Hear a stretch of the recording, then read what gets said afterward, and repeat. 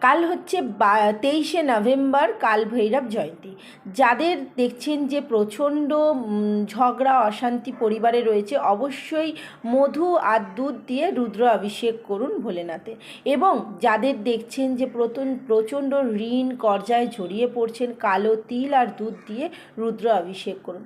যাদের দেখছেন বাচ্চা চঞ্চল, নিজের মনও খুব চঞ্চল হয়ে রয়েছে, কোনো কাজে মনোসংযোগ করতে পারছেন না, অবশ্যই চিনি আর দুধ দিয়ে রুদ্র অভিষেক করুন।